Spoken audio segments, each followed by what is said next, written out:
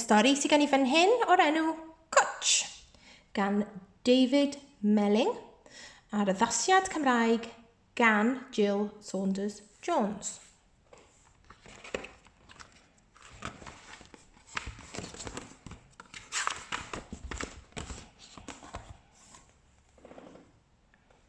Roedd yn fore braf o wanwyn. Ist, beth ydy'r sŵna sy'n dod o gefn yr ogof dywyll? Douglas yr arth fach frown sy'n deffro.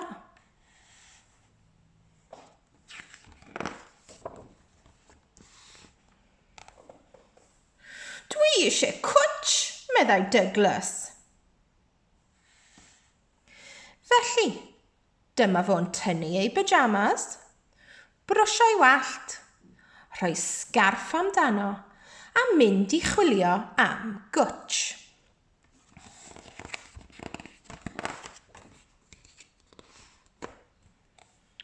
Cwtsh mawr yw'r gorau, meddyliodd Douglas. Aeth at y peth mwyaf y gallai ddod o hyd iddo, lapio'i freichiau amdano a'i wasgu'n dyn. Ond doedd e ddim yn teimlo fel Cwtsh go iawn. Meddai Douglas, mae'n rhy drwm.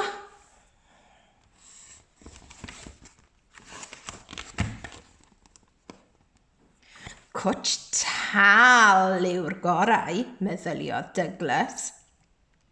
Aeth at y peth talaf y gallai ddod o hyd iddo.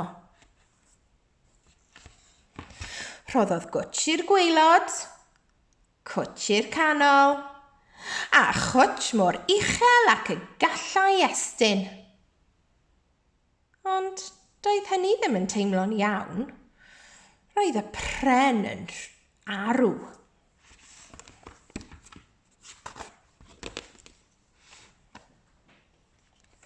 Cwtsh clud yw'r gorau, meddyliodd Douglas gan drotian at y llwyn mwyaf cysurus yn y goedwig. Rhoddodd Cwtsh i'r llwyn, ond doedd hynny ddim yn teimlo'n iawn. Roedd y dail yn ysgwyd ac yn cyrrynu.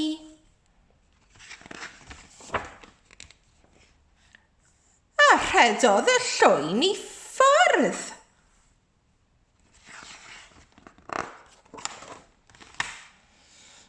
Dwi eisiau Cwtsh, gwaeddodd Douglas.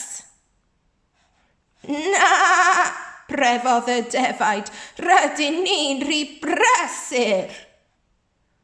Ond cododd Douglas lond col o ddefaid gan geisio rhoi Cwtsh iddyn nhw. Doedd y defaid ddim yn hapus. Roedden nhw'n cicio ac yn cwyno.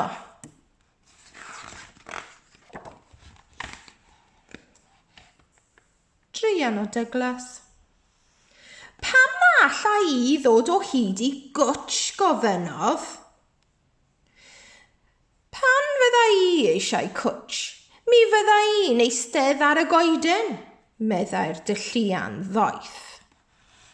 Wel, am syniad da, meddai Douglas, gan ddringo at ymyl y dylluan.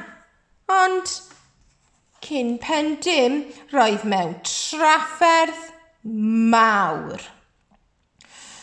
Cwtsh, meddai'r dylluan yn flin.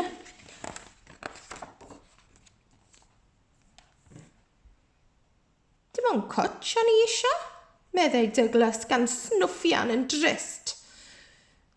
Tybed os na un I lawr fan hyn.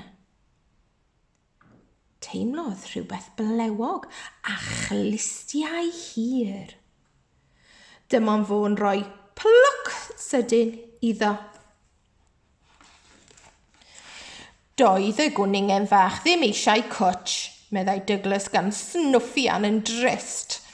Snwffiodd eto a sychu ei drwyn yn y gynffon flewog mewn camgymeriad. Esgusodwch fi, gwaeddodd y gwningen yn flin. Gollynga fi.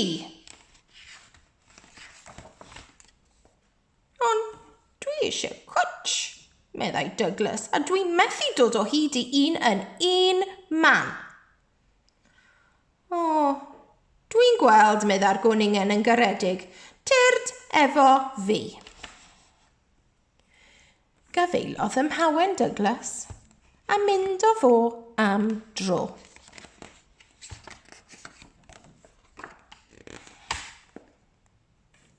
O'r diwedd, daeth y ddau at ogof dywyll, lle roedd rhywun cysglyd ar fin deffro. Agor ceg!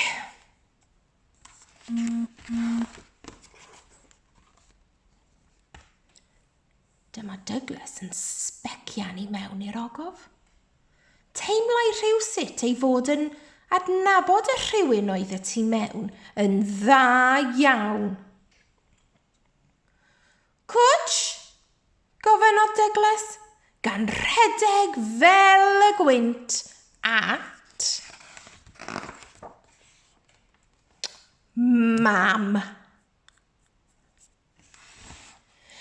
Swatiodd yn ei breichiau cynnes a chofiodd Douglas fod y Cwtsh gorau yn y byd i'w gael gan rhywun roedd yn ei garu.